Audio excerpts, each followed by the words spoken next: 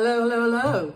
I thought I would make this video because somebody in my group asked such a great question that I'm actually going to anonymize the answer and post it as a response to them in the group. But also for those of you, especially those of you who are business owners, SMEs, founders, the strategists for your business, this question is on point. And it was a question I was asked. I'm going to read it out. They said, Jenny, well, they didn't say Jenny, but how do you decide when to say no to a talk? Now, I could do a whole series on just that question alone, but I won't. For those of you that have jumped on and you're like, what's a good response to this? As I say, if you're not watching this in my Facebook group, you're likely watching this on my YouTube channel. And if you're in my Facebook group and you haven't subscribed to my YouTube channel, please do. There's a gazillion ton of information on there. So how do you decide when to say no? So the first thing is actually a mindset piece, not necessarily aimed at the person that asked this question, but one to consider. When you're being asked to do something, there's usually two answers, yes or no. The place that you don't want to be is in the middle. Oh, I don't know, I can't decide, or because that just feels kind of like, So the first answer is yes or no. So from a mindset point of view, I'm now curious, especially for the person who asked this question, who I know is a really great speaker. I'm curious as to why they're deciding to say no, because that could have been, how do you decide when to say yes to a talk? So I think there's probably a bit more to it for that. But the first bit is a mindset piece. Most people say no to a talk for sometimes the wrong reasons. Wrong reason number one, because they don't feel ready. Wrong reason number two, because they feel like, oh, I don't have all the stuff to send over, so I can't, I'm not good enough, or, I need more time. Three, I need more time. Come back to me in a few weeks. Now, sometimes you'll be asked to speak with months in advance, months to spare, sometimes weeks, sometimes it is a bit lastminute.com. I've been asked to do talks as late as, I think the closest one was like 7 days before or something like that. So those are wrong reasons to say no. Reasons that you might legitimately say no, that's not necessarily a head thing, are the people that you're likely to be speaking to aren't like your audience, they're not your people. Let's say, for example, I always use this as an example, and then one day I did a training with somebody with blue hair.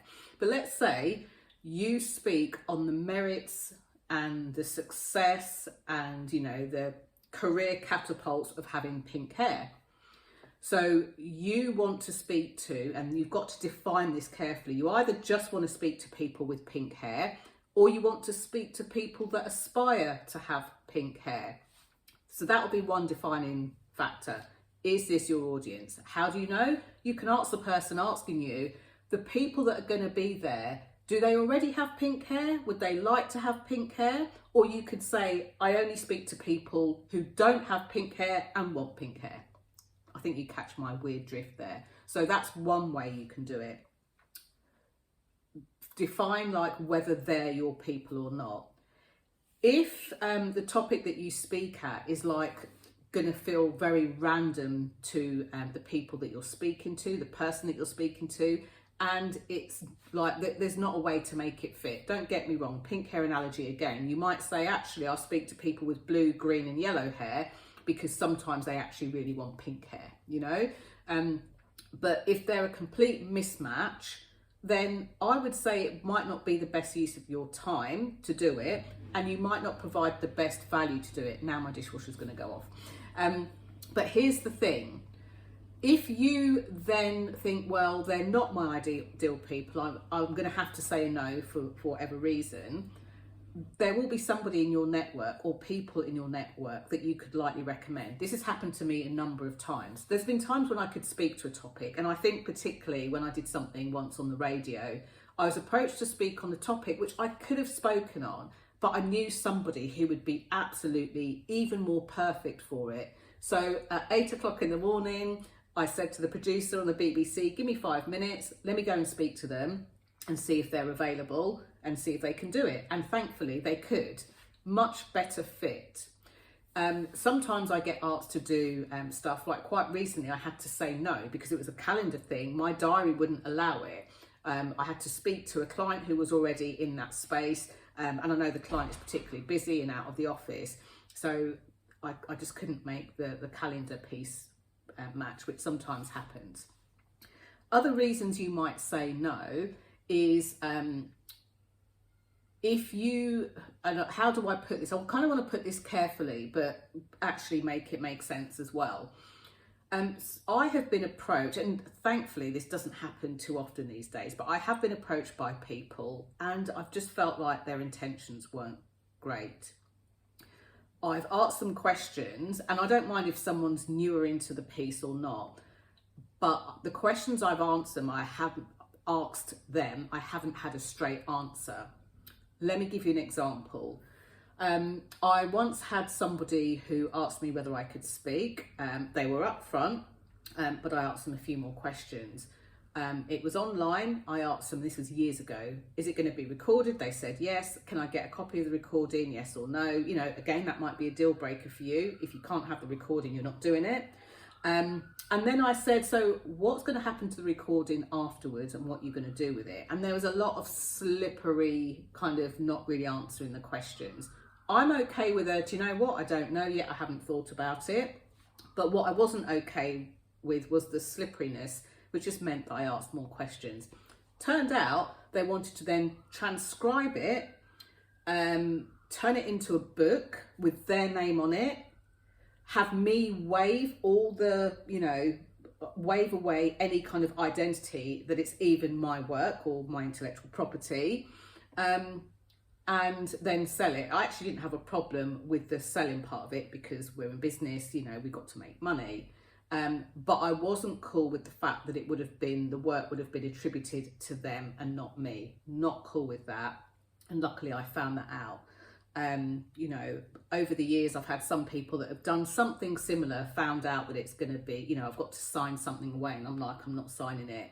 And actually, I will pull my content if that's the case. So that might be another reason that you say no, because you don't know or don't like or don't understand what the person's going to do with it. I hope that helps. I wonder whether I'll get to know anything more behind that question. But those are the reasons that I would likely say no. Other than that, I think I want to finish by saying this. One more thing to think about is, think about your own policy. Many of you are businesses, many of you are like coaches and consultants and authors and speakers. What are your own set of boundaries? What are your own set of rules? What could somebody ask you to do that you'd say, no way, Jose? Naked video? Yeah, why not? I'll do an interview naked. No, I actually won't. But what is it that somebody could ask you that would have you say no? Because if you have that in your mind first, you won't feel so swayed and you'll know which questions to ask. So in a way, what are your non-negotiables? Think of those first, write them down, because in your very busy day, you might forget what you'd said before. Make a note of them, write them down, and then that way you know A, what questions to ask, so you know whether it's a yes or a no, and B, if you're asked to do something that kind of goes across those boundaries, say no. I know that this will lead on to other questions, so now you know kind of what to say in that instance. The next thing I get asked by a lot of people is, I've been offered an opportunity to speak and money comes into it.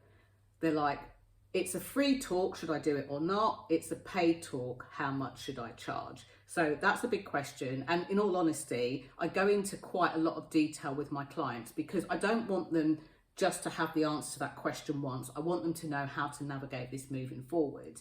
But that's normally what comes next. So if that's you and you're watching this and thinking, yeah, that is me, go over to thequeenofbeingseen.com.